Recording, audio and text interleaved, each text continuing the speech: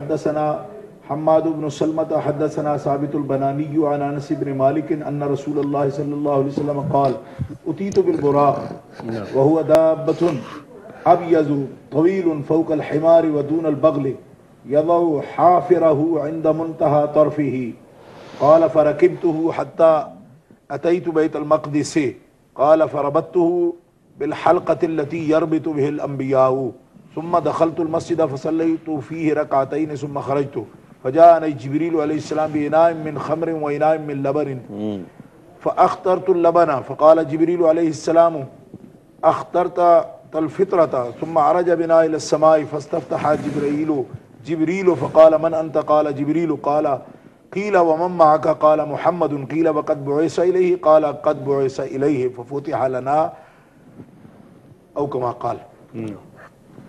حدیث طویل ہے لیکن میں ابتدا سے چند ایک باتیں بیان کرنا چاہتا ہوں. وہ یہ ہے کہ روحانی طور پر اگر یہ سفر صرف روحانی ہوتا تو کسی دابہ کی جانور کی اور اس کی ضرورت نہ تھی. بہت اچھا. حضور فرماتے ہیں کہ میرے پاس براق لایا گیا. براق اور اس کی شکل یہ ہے کہ وہ ایک جاندار سواری ہے, ابیض سفید رنگ کی اور طویل ہے کافی. فوق الحمار دون البغل, گدھے سے ذرا اوپر اور خچر سے ذرا کم. یضع حافرہ عند منتہا طرفہ, کہ وہ اپنا پاؤں جہاں اس کے نظر کی انتہا ہوتی ہے وہاں وہ پہلا قدم رکھتا ہے. اتنی تیزی سے وہ سفر کرتا ہے. میں اس پر سوار ہو گیا حتیٰ کہ بیت المقدس ہم پہنچے تو میں نے اس کو باندھ دیا اس حلقہ کے ساتھ جس سے انبیاء کرام اپنی سواریاں باندھتے ہیں. پھر میں مسجد میں داخل ہوا اور 2 رکعتیں ادا کی. پھر وہاں سے نکلا اور میرے پاس جبریل امین علیہ السلام ایک برتن لائے جو شراب کا برتن اور ایک دودھ کا برتن. تو میں نے شراب کو پسند نہیں کیا, دودھ کو اختیار کیا, دودھ پسند کیا.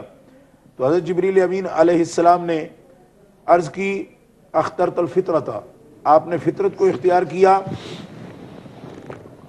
اور پھر جبریل امین مجھے ساتھ لے کر آسمانوں کی طرف گئے. یا پھر اس کا براق کا ذکر نہیں ہے یہاں پہ.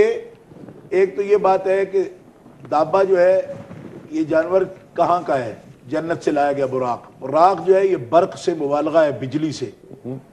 اور یہاں علماء یہ لکھتے ہیں کہ اگر حضور نبی کریم علیہ الصلوۃ والسلام کی حقیقت صرف بشری ہی تھی, نورانیت نہیں تھی آپ میں, خلقتاً نوری نہیں تھے حضور, جیسے کہ لوگ اس میں ہچر پچر کرتے رہتے ہیں, نہیں جی وہ نور ہدایت ہے, وہ نور ہدایت ہے. تو نور ہدایت تو ہے ہی, اس میں کوئی شک نہیں ہے, بشر بھی ہیں, اس میں کوئی شک نہیں ہے. لیکن خلقتاً نور کا جو انکار کرتے ہیں ہم ان سے پوچھتے ہیں کہ وہ کہتے ہیں جی خلقتاً نور میں تو بالکل ہماری طرح ہے. تو میں نے کہا جب براق برق سے بجلی سے مبالغہ ہے تو حضور تو اس کے اوپر بیٹھ گئے ہیں. فرقم تو میں اس کے اوپر بیٹھ گیا. ٹھیک ہے جی. حتیٰ کہ امام حاکم نیشا پوری کہتے ہیں کہ اس سواری کو آپ نے لگام دے ڈالی, ہمارے پنجابی میں کہتے ہیں کڑیاڑا دے دیا, لگام پہنا دی. تو نبی کریم علیہ السلام تو وہ نور ہیں جس نے نوری سواری کو بھی لگام ڈال دی ہے. اور میں ان سے پوچھتا ہوں کہ اگر یہ لوگ کہتے ہیں کہ مثلیت میں برابر ہیں تو براق تو بہت بڑی بجلی کا مرکز ہے. ایک عام ایک تار ان کے ہاتھ میں پکڑا دیتے ہیں ننگی کر کے جس میں تھوڑے سے وولٹ ہوں بجلی کے, اگر ان کو جھٹکے لگے تو پھر محسوس کریں کہ نبی کریم علیہ السلام کہ وجود مطہر میں خلقتاً اگر نورانیت نہیں تھی تو اتنی بڑی بجلی پر وہ کس طرح بیٹھ گئے, بجلیوں کا جو مرکز ہے اس پر کس طرح سوار ہو گئے. اور پھر دیکھیے کہ نبی کریم علیہ الصلوۃ والسلام اتنی تیز سواری ہے. اب یہاں پہ حدیث پاک مسلم شریف اس وقت کھلی ہوئی ہے میرے سامنے. حضرت جبریل امین عرض کرتے ہیں سفر کے دوران, حضرت جبریل امین عرض کرتے ہیں یا رسول اللہ یہاں موسیٰ علیہ السلام کی قبر ہے. حضور فرماتے ہوتی تو موسیٰ اسری ابھی عند کثیب الاحمر رہی تو موسیٰ قائم یصلی فی قبرہ, کہ معراج کی رات مجھے لایا گیا سرخ ٹیلے کے پاس جس کی کثیب احمر یعنی سرخ رنگ کی مٹی تھی اس کی. وہاں میں نے دیکھا کہ موسیٰ علیہ السلام اپنی قبر میں کھڑے ہو کر نماز ادا فرما رہے ہیں. آپ یقین کریں کہ جن لوگوں کو بغض اور عناد ہے سرکار کی صفت پاک سے, ان کا حال یہ ہے کہ مدینہ منورہ میں ایک آدمی کہتا ہے میں پروفیسر ہوں, مدینہ یونیورسٹی میں پڑھاتا ہوں. میں نے جب یہ حدیث اس کے سامنے رکھی وہ کہنے لگا کہ یہاں جو آپ بہت مواجہ کے سامنے جانے کی کوشش کرتے ہو تو کیا خبر ہے کہ وہ اندر ہے بھی یا نہیں, کیونکہ جسم تو ختم ہو جاتا ہے. میں نے یہ حدیث جب پیش کی اس کے سامنے مسلم شریف سے کہنے واللہ مجھے تو خبر ہی نہیں اس حدیث کی, میں نہیں جانتا. تو میں نے کہا تمہارا نہ جاننا کوئی دلیل ہے؟ تمہیں تو وہ آنکھ ہی نہیں ملی جو آنکھ اللہ کے محبوبوں کے مراتب کو اور ان کے درجات علیہ کو پہچانتی ہو. تم تو ان کے نقائص تلاش کرتے رہتے ہو, یہ کوشش کرتے رہتے ہو کہ کوئی کمی والی بات سامنے آ جائے. میں نے کہا میرے ساتھ چلو ابھی لائبریری میں تمہیں یہ حدیث نکال کے دکھاؤں گا. حضرت یہ حدیث کا بیان جاری رہے گا انشاءاللہ. ہمارے ساتھ کالر ایک اور موجود ہیں, Asif Rashid sahab from Halifax. Welcome to the programme. بہت بہت شکریہ کال کرنے کا. آصف صاحب السلام علیکم ورحمۃ اللہ وبرکاتہ. وعلیکم السلام ورحمۃ اللہ وبرکاتہ. خوش آمدید. سب سے پہلے تو حضرت شاہ صاحب کی خدمت میں سلام عرض ہو. وعلیکم السلام ورحمۃ اللہ. آپ کا پروگرام بہت ہی اچھا جا رہا ہے اور ماشاءاللہ اللہ تعالیٰ سید عرفان مشہدی صاحب کو زندگی دے. آمین آمین. یہ ان کی وجہ سے جو ہے اسلام کا نور پھیلا ہے برطانیہ میں. اللہ تبارک تعالیٰ باقی علماء کو بھی خیر عطا فرمائے اور اسی طرح یہ روحانی محفل جاری ساری رہے. آمین آمین. بہت شکریہ بہت شکریہ. ماشاءاللہ دعائیہ کلمات کے ساتھ تشریف لائے تھے جناب آصف رشید صاحب. اب گفتگو آپ کی جاری رہی. میں یہ عرض کر رہا ہوں کہ جو لوگ دین اسلام کے ساتھ تعلق کا اظہار کرتے ہیں, کلمہ پڑھتے ہیں نبی پاک صلی اللہ علیہ وسلم اور اس بات پر مصر ہیں اور بضد ہیں کہ انبیاء کرام کے قبور کا کوئی مقام نہیں ہے, میں ان کی خدمت میں یہ بات دعوت فکر پیش کرتے ہوئے آج کی رات امہ چینل کے اس عظیم پروگرام میں ان کو دعوت فکر پیش کرنا چاہتا ہوں کہ وہ لوگ یہ بہانہ کرتے ہیں کہ ہمیں تو رب کی طرف جانا چاہیے, رب کی طرف جانا چاہیے, قبور والوں سے کیا لینا ہے. میں یہ پوچھتا ہوں کہ ہمارا رب کی طرف جانا یہ سفر جو ہے یقینی وحی کے ساتھ تو ہمیں نہیں پتا کہ ہم رب کی طرف جا رہے ہیں, ٹھیک ہے. آج حضور کے جانے کو تو رب وحی میں بیان کر رہا ہے کہ یقیناً یہ رب کو ملنے جا رہے ہیں, پھر آج کیوں قبر پر رکے ہیں حضور؟ یعنی آج تو چھوڑ دیتے اگر یہ معمولی بات ہے, اس کی کوئی امپورٹنس نہیں ہے دین کے اندر, قبروں پر جانا ایک بدعت ہے اور ہم لوگ مصر ہیں اس بات پر. تو آج جب اللہ کے حبیب صلی اللہ علیہ وسلم یقیناً رب سے ملنے جا رہے ہیں, آج تو قبروں کو اگنور کر جاتے, چھوڑ جاتے قبر والوں کے پاس کہ آج قبروں کی بات کیوں کرتے ہو, میں تو رب کے پاس جا رہا ہوں, تم بندوں کے ساتھ مجھے کھڑے کر رہے ہو. بہت اس بات پر دھیان دینا چاہیے اور ضد نہیں کرنی چاہیے ان لوگوں کو. میں دعوت فکر پیش کر رہا ہوں معراج کی رات کو کہ اس بات پر غور کرو کہ جن کو صدیاں گزر گئی ہیں وہ قبر میں کھڑے ہو کر نماز ادا فرما رہے ہیں اور پھر کہا جاتا ہے یہ بدعتی لوگ ہیں جی, ان کے پاس دلیل نہیں. میں کہتا ہوں صحیح مسلم کی حدیث میں پیش کر رہا ہوں, اس دلیل پر جرا کرو, جو کرنا چاہے اس پر جرا کرے, بتائے کہ اس کی سند کمزور ہے یا یہ مسئلہ کس طریقے پر غلط ہے.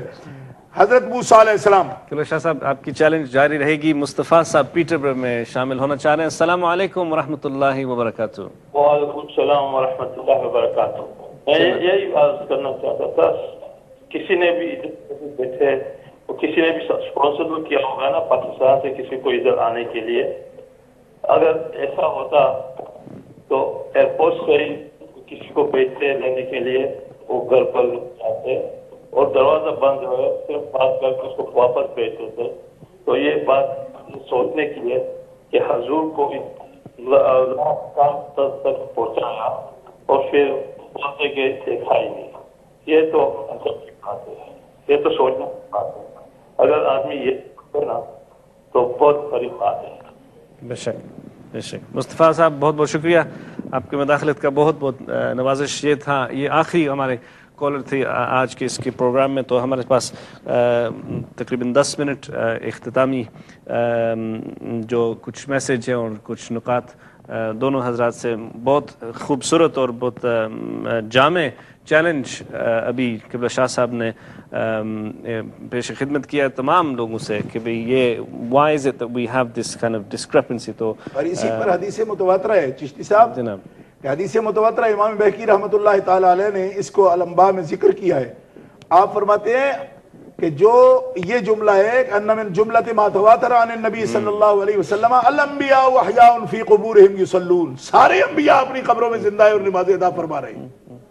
اور یہ حدیث متواترہ ہے جس کا منکر دائرہ اسلام سے ہی خارج ہو جاتا ہے. تو کس طرح لوگ یہ اعتقاد بناتے ہیں اور لوگوں کو بھی گمراہ کرتے چلے جاتے ہیں اسی انبیاء کی حیات کے مومن. پھر دیکھیے سنن نسائی اس وقت میرے سامنے موجود ہے. نبی کریم علیہ السلام مسجد اقصیٰ میں جانے سے پہلے مسجد اقصیٰ کے ساتھ ہی بیت اللہ میں جہاں حضرت عیسیٰ علیہ السلام کا مولد شریف ہے وہاں تشریف لے گئے اور اس حدیث پاک کا نجدی انکار کرتے ہیں. حالانکہ مولد النبوی جب ہم مکہ مکرمہ میں حاضر ہوئے تو وہاں جو لوگ شرتے تھے انہوں نے کہا جی مولد کو دیکھنے کی دلیل کیا ہے. میں نے کہا سنن نسائی میں موجود ہے. کہا ہم نے نہیں دیکھی. میں نے کہا تمہیں دیکھنا نصیب ہی نہیں ہے. اسی وقت اسی مقام پر میں کھڑا ہوں, سنن نسائی لاؤ. میں حدیث اگر نہ دکھا سکوں میں واپس چلا جاؤں گا، اور اگر میں دکھا دوں تو تمہیں اپنے الفاظ واپس لینے پڑیں گی۔ آج بھی وہ کھڑے ہیں صفاق ظالم لوگ، 50 کھڑے ہیں، کہتے ہیں مولد میں کیا ہے، کیوں دیکھنے چلے آتے ہو؟ میں پوچھتا ہوں کہ مولد عیسیٰ میں اگر برکت ہے، ہمارے آقا وہاں تشریف لے جاتے ہیں، تو مولد محمد رسول اللہ میں برکت کیوں نہیں ہے، اور وہاں مسلمانوں کو کیوں روکا جاتا ہے اور کیوں منع کیا جاتا ہے؟ مسجد نبوی شریف ہو، مکہ مکرمہ ہو، مولد النبی ہو، آثار نبوی ہوں، کوئی اس کا اجارہ دار نہیں ہے، ہر مومن اس کا شیئر ہولڈر ہے، اور ہر ایک کا حق ہے کہ اس کو اس کے طریقے کے مطابق قرآن و سنت کی روشنی میں اس کو زیارت کے لیے وہاں جانے دیا جائے۔ یہ ظلم عظیم ہے اور ہم اس کے خلاف احتجاج کرتے ہیں، ورنہ سنن نسائی کی اس حدیث کا ہمیں جواب دیا جائے کہ معراج کی رات پیارے مصطفیٰ مولد عیسیٰ پر کیوں گئے؟ اگر اس کے اندر کوئی امپورٹنٹ بات نہیں ہے اور اس کی کوئی حقیقت نہیں ہے تو سرکار کیوں تشریف لے گئے؟ ورنہ سنن نسائی کی اس بات کا ہمیں جواب چاہیے۔ اور یہ بات بھی پیارے مصطفیٰ نے ہمیں یہ بتا دی کہ نہ صرف قبریں متبرک ہیں اور مبارک مقام ہیں، بلکہ یہاں انبیاء کے مقامات ہیں، ان کا مولد ہو، مسکن ہو، آثار ہوں، مشاہد ہوں، جہاں ان کا نشان قدم لگ جائے۔ دیکھو نا وَاتَّخِذُوا مِن مقام ابراہیم مصلی فرمایا، تو وہاں کیا ہے؟ حضرت ابراہیم علیہ السلام کا قدم کا نشان ہی تو لگا ہوا ہے۔ معلوم ہوا مقام مقدس ہے، متبرک ہے، ان کے مولد متبرک ہے، مساکن متبرک ہے، مشاہد متبرک ہے۔ پتہ نہیں کون لوگ ہیں بیٹھ کے کہتے جی یہ بدعت ہے، یہ جہالت ہے۔ میں نے کہا جہالت تمہاری ہے، تم نے تو سیاستہ نہیں دیکھی۔ جو لوگ کہتے ہیں کہ مولد شریف وہ مکان ہی تو ہے، اور تم نے تو مرزا غالب کا شعر بھی نہیں سمجھا، ہر ایک مکان کو ہے مکین سے شرف حسن، مجنو تو مر گیا تو جنگل اداس ہے، مکان کا شرف تو مکین سے ہے۔ مقام ابراہیم نشان قدم ہے پتھر پہ، اللہ فرماتا ہے اس کو مصلی بناؤ۔ اور دیکھو پھر دیکھیے کہ لوگ انبیاء کرام کی حیات کے بارے میں اور ان کے بارے میں وہ کس طرح آ جاتے ہیں، کس طرح سنتے ہیں۔ ہمارے لوگوں کو مذاق کیا جاتا ہے جب لوگ کھڑے ہو کر درود و سلام پڑھتے ہیں، بھئی حضور کس طرح آ سکتے ہیں، حضور تو اپنی قبر انور کے اندر ہے۔ تو میں نے کہا حدیث دیکھو، مسلم شریف کے اندر حضور فرماتے ہیں کہ نماز ہوئی، وہاں سب انبیاء کرام موجود تھے، میں نے موسیٰ علیہ السلام کو دیکھا، عیسیٰ علیہ السلام کو دیکھا، ابراہیم علیہ السلام کو دیکھا، ادریس علیہ السلام کو دیکھا، آدم علیہ السلام کو دیکھا، شیس علیہ السلام کو دیکھا، نوح علیہ السلام کو دیکھا۔ یہ حدیث میرے سامنے کھلی ہوئی ہے۔ حضور فرماتے ہیں یہاں تک کہ میں نے ان کی امامت کرائی ہے، میں نے ان کی امامت کرائی ہے۔ حانت الصلاۃ فاممتهم فلما فرغت من الصلاۃ قال قائل یا محمد۔ آپ فرماتے ہیں میں نے امامت کرائی ان کی، یہ مسلم شریف کھلی ہوئی ہے میرے سامنے۔ کون ہے جو ہمارے طریقوں کو بدعت ثابت کرتے ہیں؟ وہ بدعت ہوتی ہے جو بخاری شریف میں موجود ہو، جو مسلم شریف میں موجود ہو، مع سند موجود ہو، لیکن ان کو نصیب ہی نہیں۔ آج تالے مارے ہوئے اپنی مسجدوں کے اور بتیاں بجھائے ہوئے سوئے ہوئے ہیں، لیکن اپنے بچے کی سالگرہ پر بھی جتنا اہتمام کرتے ہیں ان کے دل میں اتنی قدر بھی نہیں رسول اللہ کی اس شان کی، ورنہ کبھی بھی اپنی مسجدوں کی بتیاں بند نہ کرتے، پھر کہتے ہیں جناب ہمارا عمل درست ہے۔ یہ ان کا، میں سمجھتا ہوں کہ وہ لوگ جو ہیں وہ ایک ایسا ماحول اور ایسی فضا پیدا کرنا چاہتے ہیں کہ مسلمانوں کا کوئی خوشی کا موقع، مسلمانوں کی کوئی روحانی خوشی کا انتظام نہ ہو جائے، اور مسلمان کبھی ایسی جو ایکٹیویٹیز ہیں، مصروفیات ہیں پیاری، ان کے اندر اگر شامل ہوئیں گے تو پھر وہ ٹیررزم پر یقین نہیں رکھیں گے یقیناً۔ لیکن ان کو تو یہ چاہیے کہ اپنے ایک پائپ میں بند کر کے لوگوں کو جو چاہیں وہ دین سکھا دیں۔ ہم ایسا نہیں کرنے دیں گے۔ الحمدللہ بخاری شریف سے ثابت کریں گے، مسلم شریف سے ثابت کریں گے، حضور امام الانبیاء ہیں، اور میرے آقا فرماتے ہیں اسی حدیث کی ترجمہ میں، میرے آقا امام احمد رضا بریلوی کہتے ہیں نماز اقصا میں تھا یہی سر، آیا ہو مانا اول آخر، کہ دست بستہ ہے پیچھے حاضر جو سلطنت پہلے کر گئے تھے۔ سرکار دو عالم علیہ السلام۔ اب مجھے بتائیے کہ بعض بعد الموت کے عقیدے میں اگر یہ لوگ جو ہیں یہ ان کے جسم یا روحیں قید ہوتی تو کس طرح وہاں آ جاتی، اور نہیں آئے تو حضور بیان کو فرما رہے ہیں۔ اس کا جواب دیں نا، ہم سے کیا جواب لیتے ہیں؟ یہ تو بخاری مسلم ہے، وہ لوگ کہتے ہیں جی اگر حدیث سے دکھاؤ تو پھر ہم تو دو اس کا جواب کہ وہ قبروں میں قید نہیں ہیں، انبیاء کی نہ روحیں قید ہیں نہ ان کے جسم قید ہیں، اللہ کی طرف سے اجازت ہے، اور جہاں اللہ کا حکم ہوتا ہے وہاں وہ چلے جاتے ہیں۔ جس طرح 1.25 لاکھ انبیاء کرام مسجد اقصی میں جمع ہیں، ہمارے آقا ان کی جماعت کرا رہے ہیں۔ اور پھر لطف کی بات ہے، موسیٰ علیہ السلام کو حضور اپنی قبر میں بھی، موسیٰ علیہ السلام کی قبر میں بھی دیکھ رہے ہیں، موسیٰ علیہ السلام کو حضور مسجد اقصی میں بھی دیکھ رہے ہیں، اور اسی حدیث میں آتا ہے کہ پیارے مصطفیٰ علیہ السلام ان کو چھٹے آسمان پر بھی دیکھ رہے ہیں۔ معلوم ہوا انبیاء کرام کے نہ روح قید ہیں نہ جسم قید ہیں۔ اب اگر صلاۃ والسلام اس عقیدہ سے ہم پڑھتے ہیں تو حضور کے لیے بھی کوئی معاذ اللہ رکاوٹ نہیں ہے۔ اگر کوئی رکاوٹ کا عقیدہ رکھتا ہے وہ بہت غلط ہے۔ نہ روحیں قید ہیں نہ جسم قید ہیں، جہاں چاہیں کرم فرمائیں اور جس طرف چاہیں توجہ فرمائیں، اور جس غلام کی سننا چاہیں اس کی سن سکتے ہیں۔ محبت کے ساتھ آداب کے ساتھ بات پیش کرنے کی ضرورت ہے۔ اب آگے چلیے، جب آپ خاص وہ مقام جس کے بارے میں نے نشاندہی کرتے ہوئے بات عرض کی تھی کہ قدرت نے پوچھا بما یختصم البلاء الاعلی، یہ میرے ولاء اعلی بڑے فرشتے جبرائیل، میکائیل، یہ اسرافیل اور اسرائیل، ان کے درمیان کس بات پہ جھگڑا ہے؟ حضور فرماتے مجھے تو پتہ نہیں کس بات پہ جھگڑا ہے۔ فرمایا آج کوئی بات ایسی نہیں رہے گی جس کا آپ کو پتہ نہیں۔ سبحان اللہ۔ اس مقام پر وضع یدہ کی حدیث ہے، قدرت نے اپنا ہاتھ رکھا، حضور فرمایا سب کچھ میرے علم میں آ گیا۔ اب حضرت جبریل امین سر عرش حضور سے سوال کر رہے ہیں کہ میں جبریل ہوں، یا رسول اللہ میں وہی لاتا ہوں آپ کے پاس، انبیاء کے پاس بھی وہی لاتا ہوں، مگر کچھ ایسی حکمتیں ہیں کہ جب میں ایسے اللہ کے کام، اللہ تعالیٰ کے فضل دیکھتا ہوں تو میں حیران رہ جاتا ہوں کہ ایک شخص گناہوں میں ڈوبا ہوا ہے، ایک شخص گناہوں میں ڈوبا ہوا ہے، میں اس کے نامہ اعمال پر جو فرشتہ ہے اس سے میں واقف ہوتا ہوں، اس بندے کے اعمال سے، کہ وہ مجھے بتاتا ہے کہ یہ شخص ہلاک ہوگا، کبھی بخشش کا اس پر توقع نہیں ہے۔ تو فرماتے ہیں میرے لیے تعجب کی بات یہ ہے کہ یا رسول اللہ کچھ ثانیے کے بعد اگر میں اس پر دھیان کرتا ہوں تو سمجھ آتی ہے اس کے پاس کوئی گناہ نہیں ہے اور وہ بخشا گیا ہے۔ یا رسول اللہ مجھے یہ پتہ نہیں کہ ایک شخص اگر 60 سال 70 سال گناہ کرتا ہے، چند ثانیے میں وہ دھل کیسے جاتا ہے، کس طرح اس کی بخشش ہو جاتی ہے؟ یہ بات میرے لیے باعث تعجب ہے۔ لوگ پوچھتے ہیں جی یہاں باتیں کر رہے ہیں امبیٹوی صاحب، ابلیس کا علم کہ وسعت کے لیے تو ہمارے پاس دلیل ہے، ابراہیم نے قاطع کتاب لکھ ڈالی۔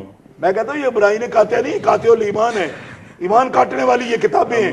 اور کن لوگوں نے ایسے نجس لوگوں کو اپنے سروں پر اٹھا رکھا ہے اور کہتے ہیں جی ہمارے اکابر ہیں، کس طرح کے یہ اکابر ہیں؟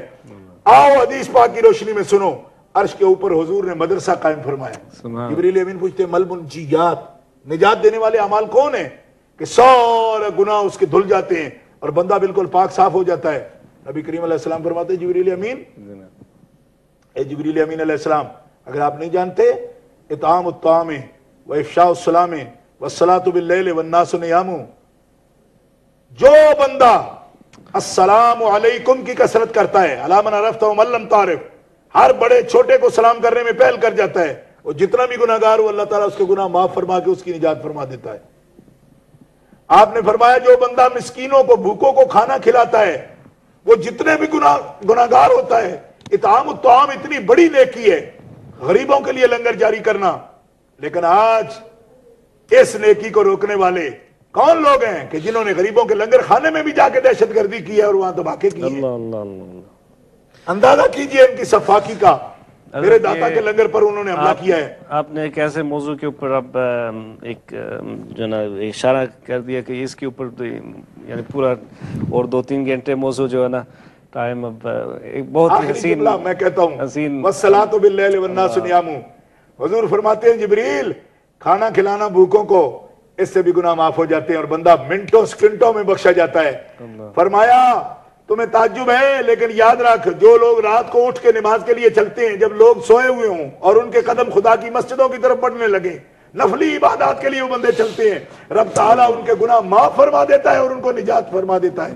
اور وہاں حضرت اسرائیل نے بھی سوال کیا، چونکہ آپ مشاہدات کی بات کر رہے تھے، اعمال کے بارے میں بات کر رہے تھے، حضرت اسرائیل نے بڑی عجیب بات پوچھی، انہوں نے کہا مل مہلکات یا رسول اللہ، فرمایا جان تو لیتا ہے اور تجھے مہلکات کا پتہ نہیں۔ عرض کرنے لگے میں تو جسم سے جان نکالتا ہوں، لیکن کچھ بندے ایسے ہیں کہ جب میں جاتا ہوں تو ان کو روح پہلے ہی مری ہوئی ہوتی ہے۔ یا رسول اللہ اس بات کا مجھے پتہ نہیں کہ روحیں کون مار جاتا ہے، کیونکہ وہ مردہ روحیں ہوتی ہیں، ان کے اندر ان کی تازگی کوئی نہیں، ان کے اندر حرارت کوئی نہیں، روحیں مردہ ہیں۔ نبی کریم صلی اللہ تعالیٰ علیہ وسلم فرماتے ہیں کہ جب کوئی کسی بھوکے کو، سائل کو رد کرتا ہے اس کی روح مر جاتی ہے۔ حضور فرماتے ہیں اعجاب المرء بنفسہ، جب کوئی بندہ اپنے آپ پر اٹھلاتا ہے، تکبر کرتا ہے، فخر کرتا ہے اپنے اوپر اور عاجزی اختیار نہیں کرتا تو اس کی روح مردہ ہوتی ہے۔ اور یہ بالکل حقیقت ہے کہ جو لوگ متکبرین آپ کو نظر آئیں گے وہ ان کی روحیں مردہ ہوتی ہیں، ایسے ہی اپنے چمڑے اٹھا کے اور جسم پر وہ آرائش زیبائش کر کے اپنے آپ کو زندہ سمجھتے ہیں، ان کے اندر جان نہیں ہوتی۔ تو یہ ایک طویل سلسلہ ہے، حضرت اسرافیل کے بھی سوال آتے ہیں، حضرت میکائیل کے بھی سوال آتے ہیں، حضرت جبرائیل علیہ السلام کے سوال آتے ہیں، حضرت اسرائیل کے سوال ہیں. مجھے یہ کہنا چاہیے کہ نبی کریم علیہ السلام نے محمدی درس سر عرش جاری فرما دیا. کیا بات ہے. اور علوم کے خزانے، ملائکہ جس سے واقف نہیں، نبی کریم علیہ السلام وہ علوم بیان فرما رہے ہیں. اس کی روشنی میں ان لوگوں کو بھی دیکھنا چاہیے جن کو وہم پڑتا ہے کہ شاید ملائکہ کا علم، اور وہ بھی کیا ابلیس ناری اس کے علم کو کی وسعت کے لیے دلیلیں لانے کی کوشش کر رہے ہیں. ایسا سوچنا بھی جائز نہیں. میں اس گفتگو کو اعلیٰ حضرت رحمۃ اللہ علیہ کے لہجے میں ایک میٹھے لہجے میں بات کو ختم کرنا چاہتا ہوں. یہی سما تھا کہ پیکے رحمت خبر یہ لایا کہ چلیے حضرت، تمہاری خاطر کشادہ ہیں جو کلیم پر بند راستے تھے. بڑے محمد قریب ہو احمد قریب آ سرور ممجد، نثار جاؤں یہ کیا ندا تھی، یہ کیا سما تھا، یہ کیا مزے تھے. تبارک اللہ شان تیری تجھی کو زیبا ہے بے نیازی، کہیں تو وہ جوش لنترانی کہیں تقاضے وصال کے تھے. نبی کریم علیہ السلام. اور اس پر میں اگر آپ اجازت دیں تو میاں محمد صاحب عارف کھڑی کے بھی 2 اشعار پیش کر دوں، کیونکہ جن کو اردو نہیں زیادہ اس میں درک نہیں ہے. تو میاں صاحب آپ فرماتے ہیں، میاں صاحب فرماتے ہیں، سب کسے تھی گئے اگیرے چاچا پردے نوری، کعبہ قوسین او ادنا تائیں پایا شان حضوری، جانی نال ملے دل جانی وتھ نریا ذرہ، خلط تحفے ہدیے لے کے آئے پھر مکرر. بات خوب، بہت خوب. آخری اور بہت ہی حسین انداز میں اختتام فرما رہے تھے ہمارے قبلہ شاہ صاحب. میں بہت بہت مشکور ممنون ہوں جناب علامہ اشرفی صاحب آپ کا بھی، اور قبلہ شاہ صاحب کس انداز سے، کس الفاظ سے میں آپ کا شکریہ ادا کروں. جیسے کہ ہمارے کالر نے بھی فرمایا، واقعتاً آپ سرمایہ اہل سنت ہے. اللہ تعالیٰ آپ کو اور تمام اہل سنت کو سلامت رکھے. ناظرین کرام، بہت ہی حسین پروگرام آج آپ نے مشاہدہ کیا. اس کے بعد بہار نعت لے کر جناب ہمارے حاجی افضل صاحب لائیو پروگرام لے کر تشریف لا رہے ہیں. انشاءاللہ اس کو بھی دیکھیے گا، مشاہدہ کیجیے گا. اور کل اختتامی خصوصی پروگرام جو ہے نا، کل بھی اسی معراج کے موقع حوالے سے ہوگا. بہت بہت شکریہ، مہربانی.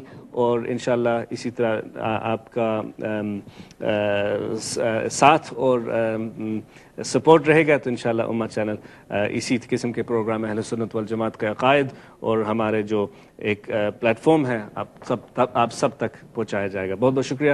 السلام علیکم ورحمۃ اللہ وبرکاتہ.